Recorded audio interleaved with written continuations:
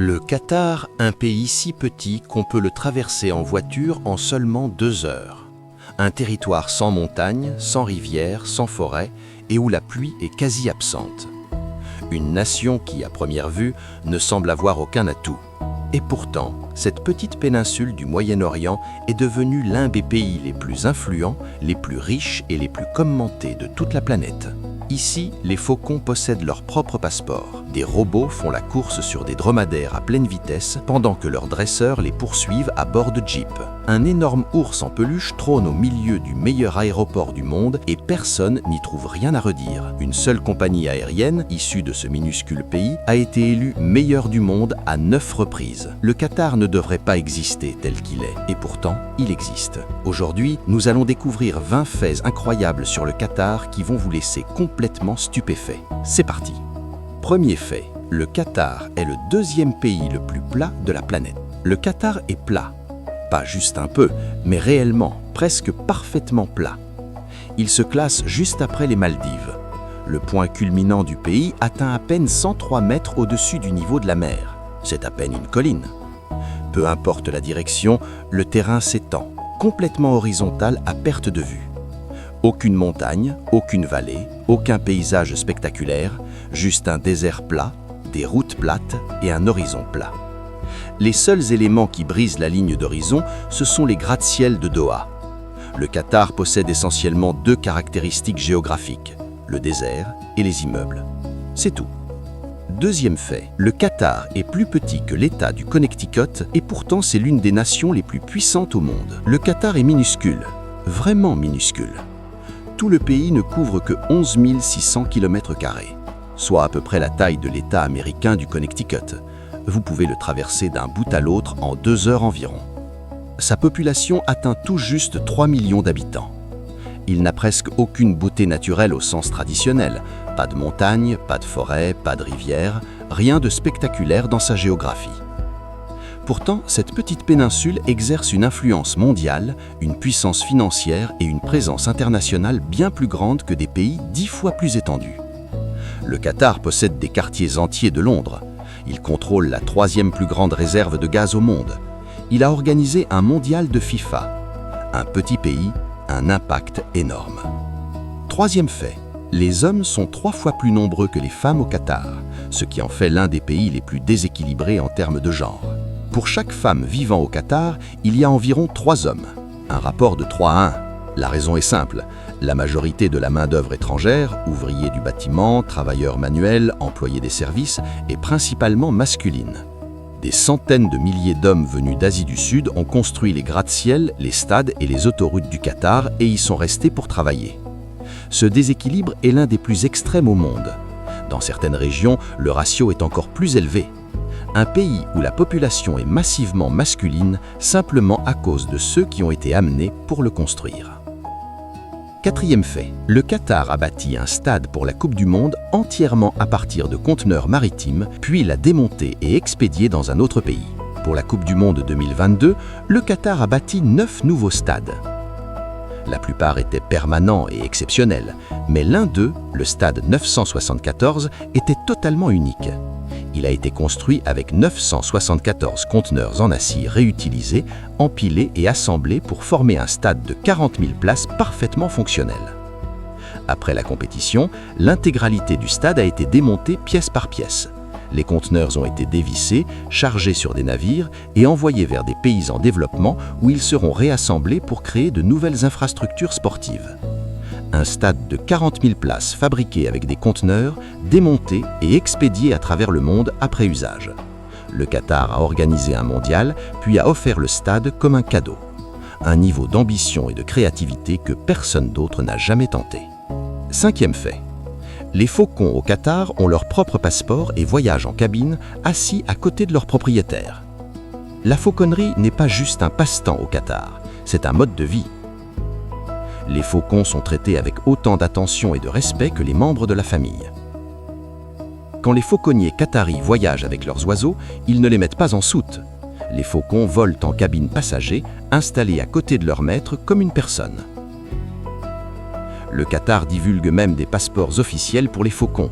de véritables documents gouvernementaux avec la photo de l'oiseau, son espèce, son numéro de puce électronique et les coordonnées du propriétaire. Ces passeports sont acceptés dans les aéroports et aux postes de frontières de toute la région. Un faucon avec son propre passeport installé en classe business dans un avion. Voilà le Qatar en une phrase. 6e fait, le Qatar possède plus de biens immobiliers à Londres que le maire de Londres. Le Qatar est l'un des plus grands propriétaires de la capitale britannique. Et quand on dit grand, c'est plus grand que le bureau du maire de Londres lui-même. La famille royale qatari et les fonds d'investissement publics possèdent une quantité extraordinaire de biens immobiliers de premier choix à Londres. La Shard, le gratte-ciel le plus emblématique de Londres, est majoritairement détenu par le Qatar. Harrods, le grand magasin le plus célèbre du monde, appartient au Qatar. Le village olympique des Jeux de Londres 2012, de vastes parties de Canary Wharf, la caserne de Chelsea, la liste est longue. Le Qatar a discrètement acheté certains des biens les plus précieux et les plus iconiques de Londres. Un petit pays du Golfe possède davantage de la capitale britannique que ceux qui la dirigent. 7e fait, l'aéroport du Qatar abrite un immense ours en peluche avec une lampe sur la tête, installé au milieu du terminal. L'aéroport international Hamad de Doha est régulièrement élu l'un des meilleurs aéroports du monde. Il est magnifique, sol en marbre, architecture incroyable, salon d'exception, un jardin intérieur et en plein milieu trône un gigantesque ours en peluche. Une énorme sculpture en bronze représentant un ours tenant une lampe au-dessus de sa tête. Elle s'appelle Lampe Bear, créée par l'artiste suisse Urs Fischer. Elle se trouve au cœur de l'un des aéroports les plus fréquentés et les plus luxueux de la planète. Et personne ne peut vraiment expliquer pourquoi elle est là. C'est bizarre, c'est brillant, c'est totalement déplacé. Et c'est devenu l'un des objets les plus photographiés du Moyen-Orient tout entier.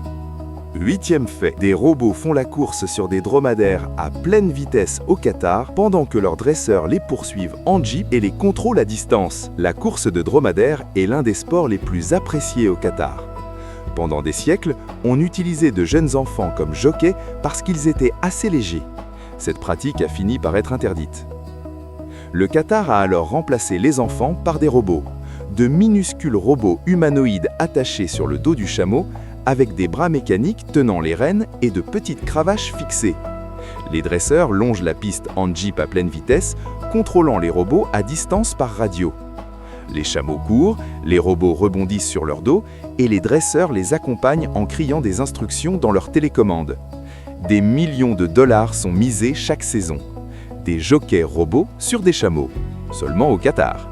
9e fait, le Qatar contrôle la 3e plus grande réserve de gaz naturel au monde. Le Qatar repose sur le North Field, le plus grand gisement de gaz naturel jamais découvert sur Terre. Il est si vaste qu'il s'étend sous la mer jusqu'aux eaux iraniennes, où Viran l'appelle South Pars. Le Qatar détient la 3e plus grande réserve prouvée de gaz naturel au monde. Chaque année, il liquéfie ce gaz et l'expédie vers l'Europe, l'Asie et au-delà.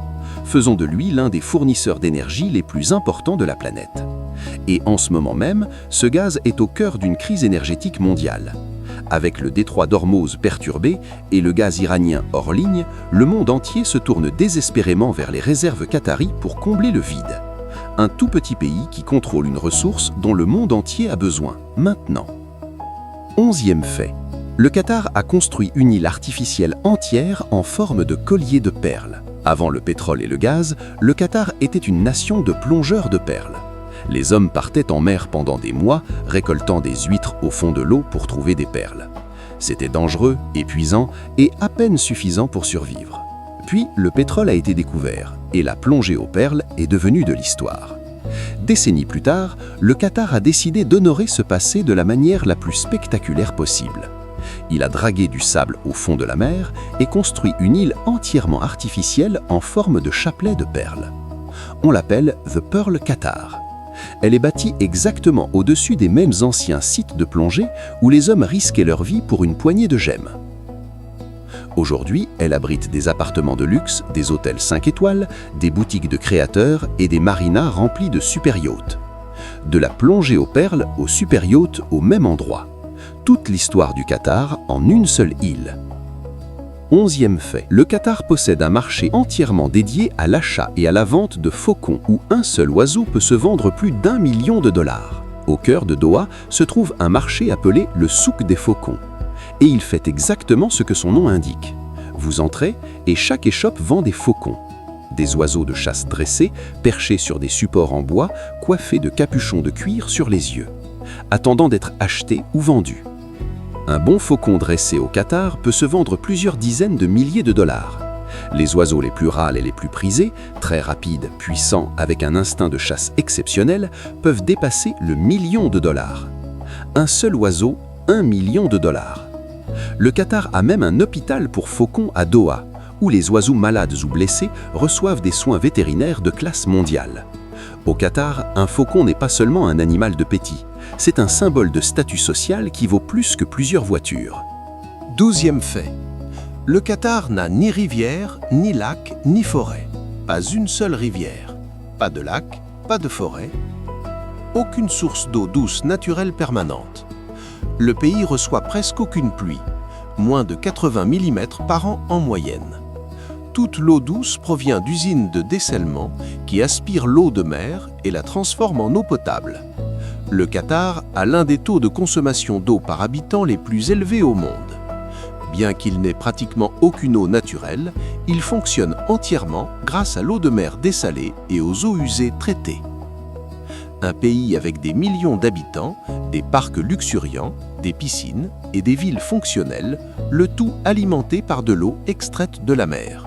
Sans dessalement, le Qatar serait tout simplement à sec. 13e fait, seulement 12% des personnes vivant au Qatar sont réellement qataris. En vous promenant dans Doha, vous entendrez simultanément de l'hindi, du tagalog, de l'anglais, du népalais, de l'arabe et des dizaines d'autres langues. Parce que seulement 12% des habitants du Qatar y sont nés. Les 88% restants viennent d'ailleurs: Inde, Bangladesh, Népal, Philippines, Pakistan, Égypte, pays occidentaux. Le Qatar a attiré des travailleurs et des résidents de plus de 120 nationalités différentes. Le pays s'est essentiellement construit avec la main-d'œuvre du monde entier. Pourtant, quelle que soit la durée de votre séjour, vous ne pouvez pas devenir qatari. Pas de citoyenneté pour les étrangers, peu importe le nombre d'années passées sur place. Le Qatar est construit par le monde, mais n'appartient à presque personne de ceux qui y vivent réellement. 14e fait. Faire le plein d'essence au Qatar coûte moins cher que d'acheter 2 cafés chez Starbucks. L'essence au Qatar est extraordinairement bon marché, un prix si bas qu'il semble irréel. Remplir le réservoir d'un gros SUV au Qatar coûte moins cher que 2 lattés chez Starbucks. Le gouvernement subventionne massivement les prix du carburant car le pays repose sur l'un des plus grands gisements d'hydrocarbures de la planète. Pourquoi payer le plein tarif quand on nage littéralement dedans? À titre de comparaison, remplir la même voiture au Royaume-Uni coûterait 5 à 6 fois plus cher. En Allemagne, encore plus. Au Qatar, les gens ne considèrent même pas l'essence comme une dépense. Elle est pratiquement gratuite par rapport au reste du monde. De l'essence bon marché dans un pays bâti sur le pétrole, parfaitement logique. 15e fait. Le Qatar est l'un des 2 seuls endroits au monde où les dunes du désert rencontrent la mer ouverte. Dans le sud du Qatar se trouve un lieu appelé Khor al-Hadid. Les habitants l'appellent la mer intérieure, et c'est l'un des endroits les plus spectaculaires de la planète.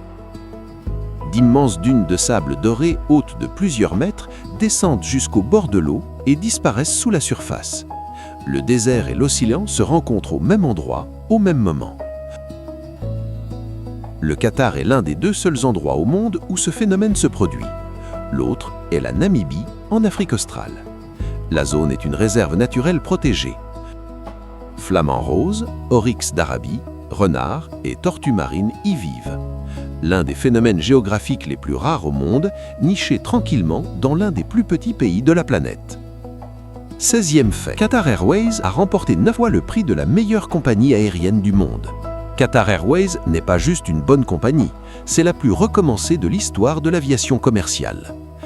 Elle a gagné 9 fois le prix de la meilleure compagnie du monde, décerné par Skytrax. Aucune autre compagnie au monde ne l'a emporté plus de 5 fois. Qatar Airways dessert plus de 160 destinations sur les 7 continents, y compris l'Antarctique. Elle a détenu le record du vol le plus long du monde entre Doha et Auckland, en Nouvelle-Zélande, avec plus de 17 heures de vol. Sa classe affaires est constamment classée comme la meilleure du ciel. La nourriture, les sièges, le service, tout est de classe mondiale. Un petit pays du Golfe gère la compagnie qui sert de référence à toute l'industrie aérienne. 9 fois la meilleure du monde. 17e fait. Les citoyens qataris bénéficient de soins sanitaires gratuits, d'éducation gratuite, d'électricité gratuite et de terres gratuites, simplement pour être né qatari. Naître qatari est l'une des choses les plus précieuses financièrement qui puisse arriver à une personne. Les citoyens qataris reçoivent des soins sanitaires gratuits à vie, une éducation gratuite de l'école primaire à l'université, de l'électricité et de l'eau hautement subventionnées, voire gratuites. Quand ils se marient, le gouvernement leur offre une terre pour construire une maison, des prêts à taux faibles et un emploi garanti dans la fonction publique s'ils le souhaitent. Tout cela est financé par les revenus du gaz et du pétrole. Les quelques 300 000 vrais citoyens qataris se partagent la richesse d'une des plus grandes réserves d'hydrocarbures du monde. Pendant que des millions de travailleurs étrangers construisent et maintiennent le pays autour d'eux, les citoyens vivent avec un niveau d'aide publique que presque aucune autre population du monde ne reçoit.